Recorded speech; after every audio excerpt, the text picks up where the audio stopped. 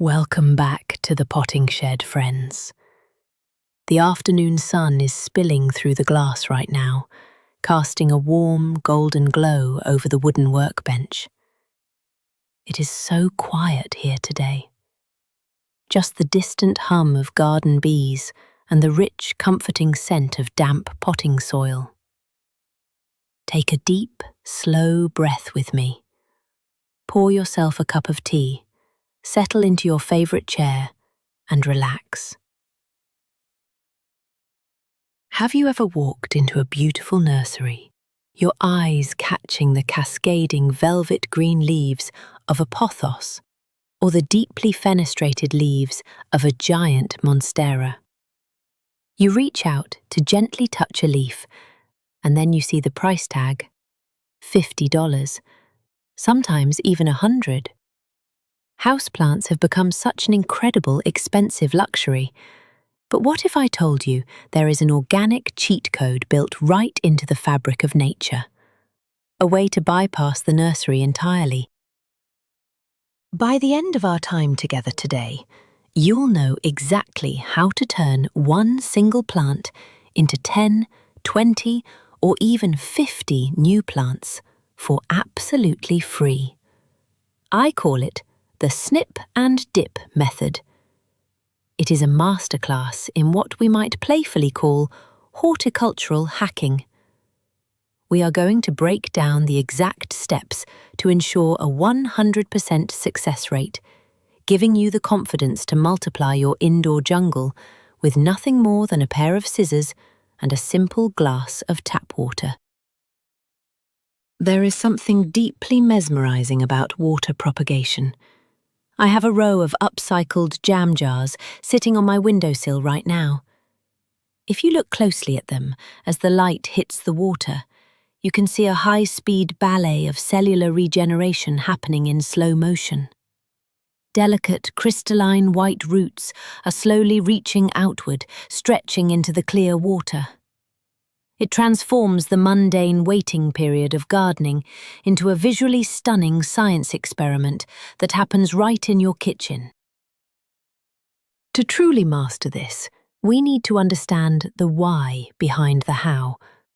Why does Mira's method feel like magic? It comes down to biology. Plants operate so beautifully differently from you and me. If a human loses a finger, it does not magically grow into a new human. But if you sever the stem of a tropical philodendron, it has the miraculous capacity to regenerate an entirely new, fully functioning organism from that single cutting. This happens because of a concept called totipotency. Totipotency is just a fancy botanical word that means a single plant cell holds the genetic potential to divide and produce all the parts needed for a whole new plant. Plants retain specific zones where this cell division is rapid and awake. We call this meristematic tissue. Think of meristems as the stem cells of the plant world. You can find these magical little unspecialized cells at the tips of roots, the tips of new shoots, and, crucially for our snip and dip method, right at the nodes. When you sever a stem, the plant experiences a tiny moment of stress. It realizes its water flow has been disrupted. Instantly, it sounds an alarm, sending naturally occurring plant hormones called auxins rushing down to the site of the wound. Because we are going to submerge that cutting in water, an environment rich in hydration but devoid of soil nutrients, those auxins stimulate the dormant meristematic cells to divide rapidly and differentiate into root tissue. The plant is actively seeking sustenance.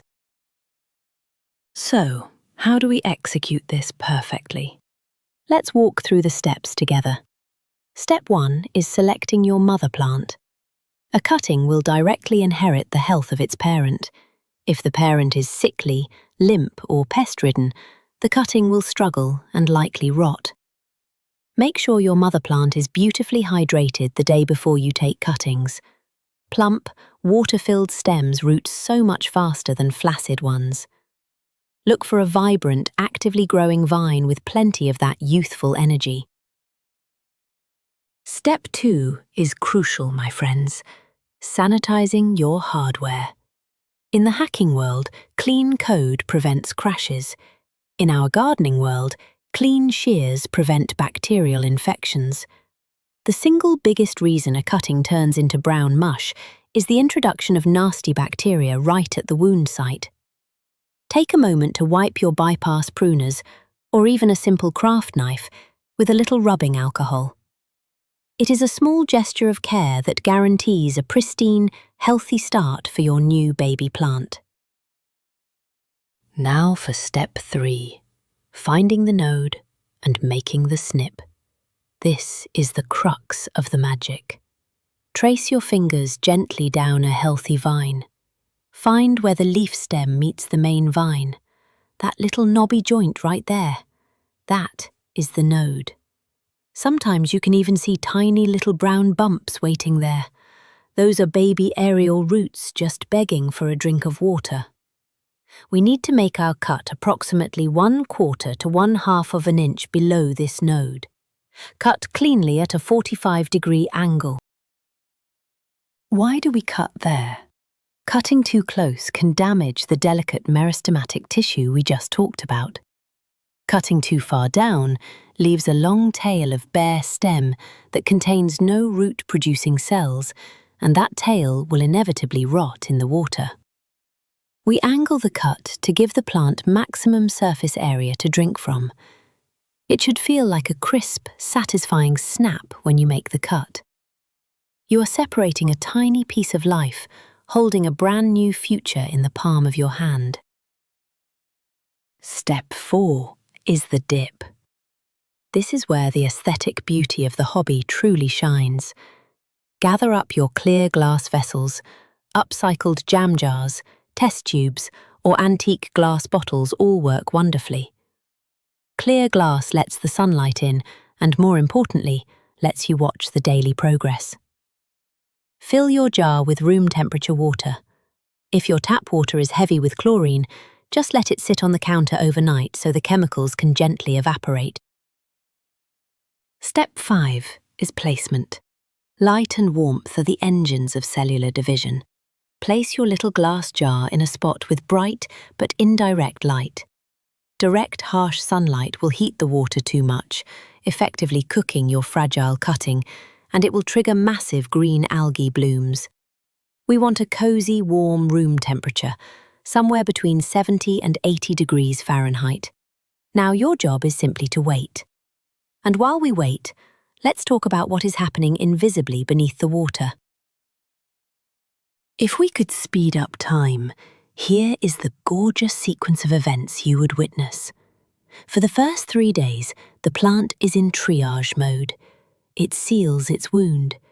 A microscopic waxy layer called suberin forms right over the angled cut you made. It is like a protective bandage, stopping the plant's precious sap from bleeding out into the water and firmly locking the door against any bacterial intruders. The cutting is gathering its strength, resting quietly. Between days 4 and 10, you will notice the node beginning to swell. It might look like a whitish, sometimes fuzzy little mass is forming right where the leaf meets the stem. So many novice gardeners panic here, mistaking this beautiful growth for mold. But don't worry, my friends, this is a callus. It is a cluster of rapidly dividing, unspecialized cells. The auxins have arrived, and they are preparing the foundation for life. The callus is the grand precursor to the root. Then, usually around day 10 to 20, the magic truly reveals itself. Small, blunt, pristine white tips literally burst through the callus and break the outer skin of the stem. These are your primary adventitious roots. Day by day, they stretch outward, gracefully navigating the water, exploring the smooth glass edges of their jar. It is deeply rewarding to check on them each morning while you sip your coffee. It is life-affirming and quiet.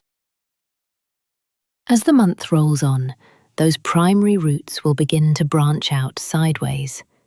They will grow tiny, delicate, hair-like secondary roots. When you see this branching, your cutting has mathematically transformed its surface area. It can now absorb massive amounts of hydration. It is no longer just a severed piece of a vine. It has successfully transformed into an independent, self-sustaining organism. You have officially created life. Now, we must be honest with ourselves. Not every plant enjoys the snip and dip. If you try to stick a woody lavender branch in water, you will just get a sad, rotting twig. Water propagation shines brightest with tropical understory plants. Let's talk about the absolute best candidates, the aroid family. Pothos, Monstera, and Philodendron are the undisputed kings and queens of the jar. Because they grow on trees in the wild, their aerial roots are genetically primed to seek moisture. They root easily and elegantly in just a few weeks. If you want a plant that practically propagates itself, look no further than the humble spider plant. They send out long, elegant vines that grow perfect miniature copies of themselves at the ends, called spiderettes. You don't even need to search for a node here. Just snip the baby plant off the vine and let the very bottom millimetre of its base touch the water in a narrow glass. Keep the leaves dry and roots will explode in days. Tradescantia, also known as the inch plant, and outdoor coleus are incredibly vigorous. Sometimes a Tradescantia cutting will show you roots in just 48 hours. The key with these soft, fleshy-stemmed plants is strict pruning. Strip off the bottom leaves so that only the bare stem goes into the water. If their delicate, colourful leaves sit beneath the waterline, they will immediately decay and foul the jar. Keep the leaves breathing in the air and let the nodes do the drinking. For an exercise in deep patience, try a ZZ plant. You can propagate a ZZ from a single leaflet. Snip a leaf off, making sure to get a tiny bit of the stem attached to the base and set it in shallow water. Now you must wait. You won't see roots for months. Instead, the leaf will slowly form a bulbous, potato-like structure called a rhizome at its base. It is a beautiful lesson in trusting the slow, invisible rhythms of nature.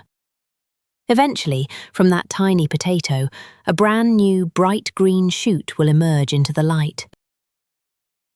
Rex begonias are another marvel.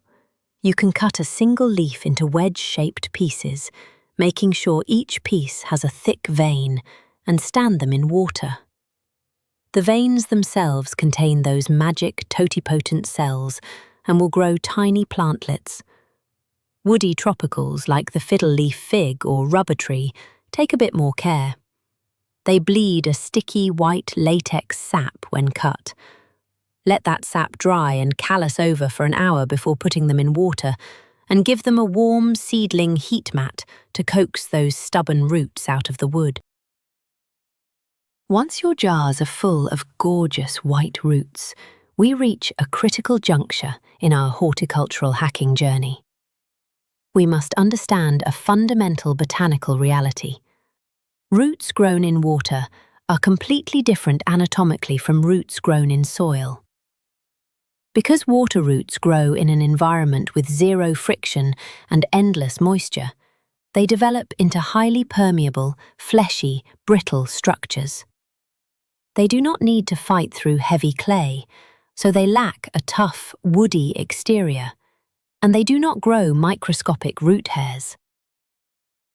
Soil roots, on the other hand, are tough, opaque, and covered in thousands of tiny root hairs designed to firmly grip dirt and extract microscopic droplets of hidden moisture. Why does this matter? Because the ultimate goal is to move our water baby into a pot of soil. If you leave a cutting in a jar for 6 months, its roots become fully aquatic. When you finally shove those delicate water roots into dry dirt, the shock is immense. They suffocate, they can't extract water, and the cutting collapses. It is heartbreaking. So, timing the transition is our most critical skill. The golden rule of propagation is this: do not wait too long. You should transplant your cutting into dirt when the primary roots are about 2 to 3 inches long, right as they are just beginning to sprout those secondary branches. If the roots are curling around the bottom of the glass jar in a massive tangled knot, you have waited far too long. If you are worried about shocking your plant, let me share a wonderful hacker's trick with you: the slurry method. To gently acclimate those brittle water roots to a life in the soil, you can bridge the gap. When the roots are 2 inches long, add just 1 tablespoon of light potting soil directly into the water jar. Over the course of a week, add a little more, turning the water into a muddy slurry. This softly introduces the roots to the friction and microbes of soil without depriving them of their water. When it is finally time for the real pot, choosing the right soil is imperative. A cutting transitioning from water needs a mix that retains moisture but allows for massive oxygen flow to its roots. Dense, heavy potting soil will simply suffocate them. Try mixing 50% indoor potting soil with 25% chunky perlite for beautiful aeration, and 25% cocoa coir or peat moss to hold on to that comforting moisture. Make sure your pot has drainage holes. Fill your pot about 1/3 of the way with your fluffy soil mix. Gently, holding the cutting by its stem, suspend it in the center of the pot. Do not smash those fragile roots down against the bottom. Carefully backfill the airy soil around the roots, tapping the side of the pot so the soil settles nicely. Resist the urge to pack the dirt down tightly with your thumbs. You will snap the brittle water roots. Give it a long, thorough watering until you see it running happily out of the bottom. For the first 2 weeks in its new home, your plant is in the intensive care unit. It is highly vulnerable. It needs high humidity and consistently damp soil while it frantically works to grow true soil roots. Try the plastic bag trick. Loosely place a clear plastic Ziploc bag over the pot and the plant. This creates a miniature greenhouse, sealing in the humidity and keeping the leaves plump while the roots catch up underneath. Once you see new green leaf growth, you are safe. Even with all our care, things can go wrong. Nature is dynamic, and failures are just feedback. Please don't be discouraged if a cutting fails. We have all done it. If your stem is turning brown, mushy, and smells swampy, you are dealing with anaerobic bacterial rot. The shears were likely dirty, or the water stagnated. Pull the cutting out immediately. Clean your shears with alcohol and cut an inch above the rot until you find firm, healthy green tissue. Wash the jar in hot, soapy water and start fresh. What if the water turns murky and bright green? That is an algae bloom. Algae spores are everywhere in the air, and when sunlight hits stagnant water, they throw a party. While algae won't directly kill your cutting, it steals the dissolved oxygen from the water and can suffocate the stem. The fix is easy. Wash the jar, rinse the cutting, and move it away from hot, direct sunlight.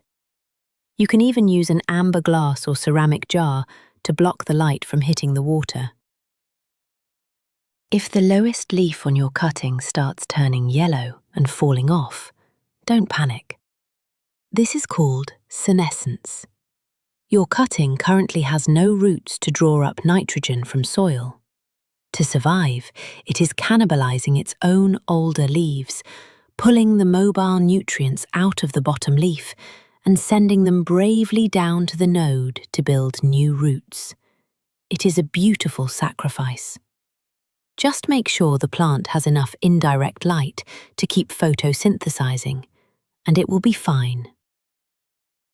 Sometimes, nothing happens at all. Weeks go by, and the stem just sits there, completely stalled. Usually, the environment is just too cold. If your house is 65 degrees or chillier, the plant's metabolism slows to an absolute crawl. Double-check that a node is actually submerged. If it is, introduce some bottom heat. Sitting the jar on a warm seedling mat will almost always force a stubborn, sleepy cutting to wake up and push out roots. Once you have mastered the basics, there are a few advanced hacks you can try to supercharge your success. Long before commercial rooting powders existed, gardeners used willow water. Branches from willow trees contain incredibly high amounts of salicylic acid, the precursor to aspirin, which blocks the plant's stress response. They also contain indolobutyric acid, a powerful rooting trigger. Steep young willow twigs in boiling water like a tea, let it cool, and use that liquid in your jars. It is pure magic. Here is another fantastic trick: the pothos catalyst. Pothos vines naturally produce massive amounts of their own rooting hormones. If you are trying to root something very difficult or stubborn, simply place a fresh pothos cutting in the exact same jar as the stubborn plant. The pothos will root happily, and as it does, it will leach its natural auxins into the shared water, stimulating the other cutting to follow suit. Remember that roots need oxygen just as desperately as they need water. If you want to build incredibly robust root systems, drop a tiny aquarium air stone into your jar of cuttings. The continuous stream of bubbles will hyper-oxygenate the water. Cuttings grown in aerated water root up to 50% faster, and the constant agitation helps them develop slightly tougher roots that are much less prone to rot. It is a fantastic, cheap upgrade to your propagation station. The beauty of propagation goes far beyond just getting free plants, though bypassing the expensive nursery is incredibly satisfying. It is a profoundly ecological act. Every time you snip and dip, your carbon footprint is zero. You aren't buying plants shipped on diesel trucks in plastic pots filled with mined peat moss. You are using the quiet solar energy from your window, a splash of tap water, and a repurposed glass jar. It is the absolute, purest, gentlest form of sustainable home gardening. More than that, it forces us to slow down in a world that is always rushing. Checking the glass jar in the morning sun to see if a tiny white nub has broken through becomes an act of daily mindfulness. It connects us to others too. Across the world, people gather at plant swaps, bringing their rooted cuttings in little mismatched jars to trade with neighbours. You can walk in with 5 simple pothos cuttings and walk out with an entirely new indoor garden, sharing stories and building a generous community. Propagation democratizes horticulture. It pulls back the curtain and reminds us that the magic of creation is accessible to anyone. You truly never have to buy plants again. Look around your home right now, or ask a dear friend if you can take a small clipping from their favourite trailing vine. Sanitize your shears. Find that little knobby node. Make the snip, set up your jar. Then sit back, breathe, and watch as a severed stem transforms into a sprawling, thriving life. Thank you so much for spending this quiet afternoon in the potting shed with me. I would love to know, what is currently growing in your jars or resting on your windowsills? Leave a note below and tell me. If you enjoyed our time together, I invite you to subscribe for more cozy garden chats. Happy growing, friends!